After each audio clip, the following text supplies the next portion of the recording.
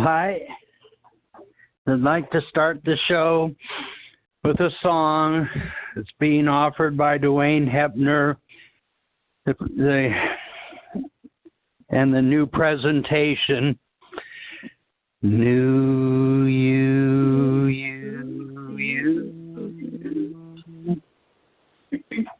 If a person sings that and sincerely wants to connect with the real guides for some real guidance and some real education, test it for yourself for like 15 minutes before you go to sleep each night and 15 minutes in the morning when you wake up, and see what life shows you. Today we'd like to talk about the new presentation and the projects it's in the process of creating for everyone here on Earth and other places in these psych realms.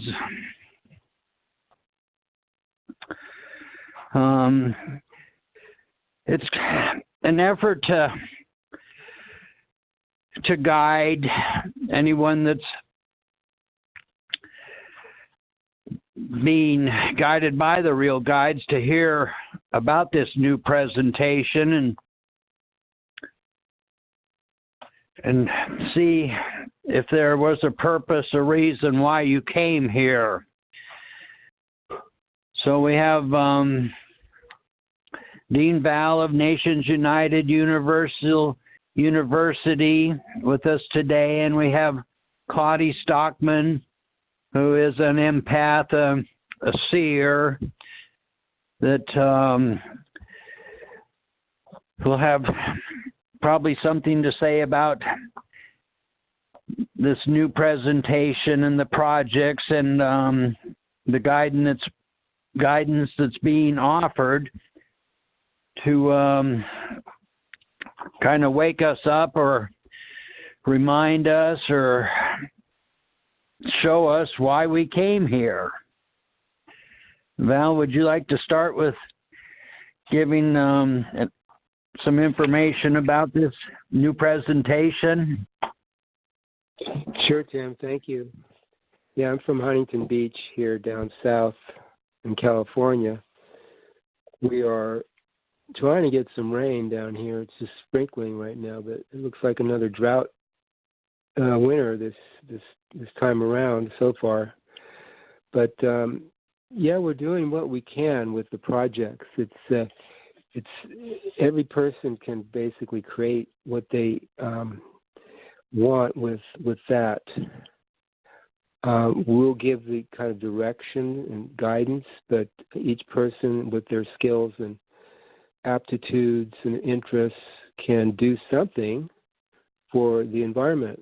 And that's the main thing, just something that benefits the environment, the animals, the people, a biosphere, basically the air, water, and food biosphere, all that supports us. And in doing so, you begin to see a real purpose in your life. Rather than just going out to a 9-to-5 job idea, you do something that makes sense with the environment you live with. And we provide the opportunity to go further than that, too. But that's the start.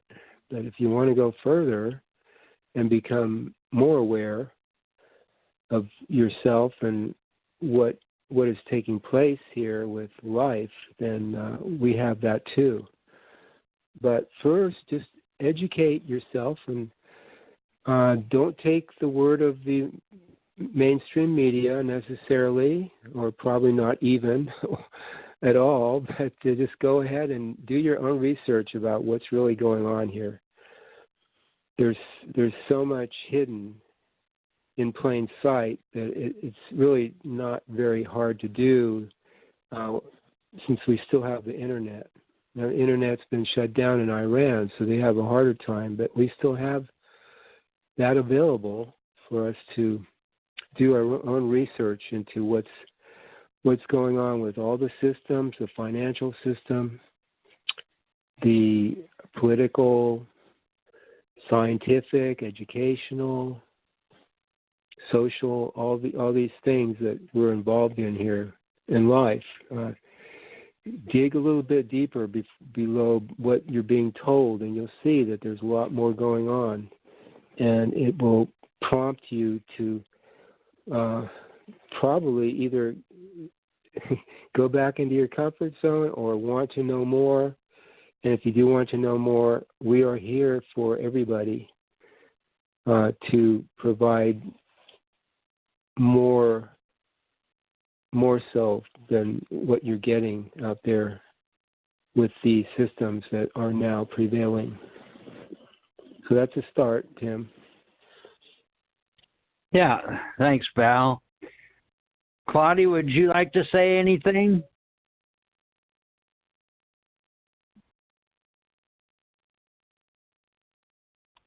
Are you on mute, Claudia?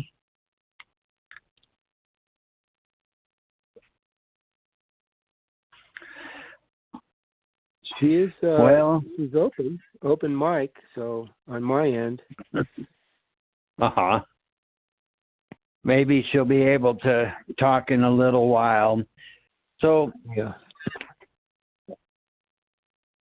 As we are here in what's called the physical, with our physical body that's temporary, that actually, from what I'm becoming aware of, how life in this physical is, where it's like a blink of an eye, a puff of smoke. We keep reincarnating in these physical bodies, because I guess we need the experiences to have a comparison to what isn't real in life to what is real in life. The experiences here in these what's called the psych realms, with these multiple vehicles we have, which are the physical, that's our physical body, and then there's the astral body and the astral realm, world, place, that's like our emotions, our emotional body, and there's a causal body in the causal realm, or place, or world, and that's our memory body. So then we have a mental body also, and that's like our thoughts and ideas, and we have a subconscious or etheric body, and that's like where our intuition is. And these are all in these what's called the psych realms, worlds, places. And then there's a deep dark border. It's like a shell, a separation between these psych realms and the real universes, where there is no authoritarians and brutalitarians or wars or sickness and on that we experience here in this physical place. So we don't have anybody like the government or the religions or the educational systems trying to or convincing us of how to be, that we're all free beings of real light. And in the real universes, there's a thing called the real love, not just the stuff that we experience here in the psych realms, like the emotional love we call love. So it's just an opportunity that in this tiny little amount of what we call time, and each of these reincarnated bodies we have, we either pay attention to what's being offered when the real guides are presenting this guidance and education to us about what life's all about, and how we can earn our way out of these psych realms when we're to that point that we're willing to explore beyond what we know here and do here. The opportunity is not like it's always available. It only comes around certain times, I guess, when certain amount of beings are ready to have the opportunity to see if they're wanting to keep reincarnating and stay in these psych realms, or if they want the real guidance and the real education and a way of getting out of these psych realms into places that we can't even imagine how wonderful life really is. Claudia, are you there? Yes, sir. Hi. Would you like to talk? Would you like to say something about the new presentation or the projects or the reason we came here? Oh, boy. Yes, I would. Reason we came here. That's a question that might require some time for everybody to think of now and then when they have a moment and they're contemplating life and what they're doing with their life and how it's coming about, and what can you do to make your life better or more interesting. And in my experience, I've found information coming forth when singing that New You song. It comes from the real side, which gives us an opportunity to see, I'm going to use that word, different people, different experiences, different scenes, and especially since I'm interested in extraterrestrials, you can see different species of creatures. Some are good, some are not so good. And it just depends on what you come across. The New You, if you ask when you sing it, can bring you experiences that are very helpful. These, not all extraterrestrials are of the negative source. There are many here in our solar system, on our planet, that want to help. They want to help us as they see the struggle we're going through, and they are very much aware of what the planet Earth is experiencing. And it's not exactly a walk in the park. The Earth is being bombarded with all kinds of laser weapons, HARP weapons that the government is using to control the weather. And we all see the evidence that this has been one of the worst winters that part of the country has experienced. Since I'm in Texas, we do get a little bit less of the freezing cold, but there are people who live up north who are at minus degrees temperatures that are really, to me, painful.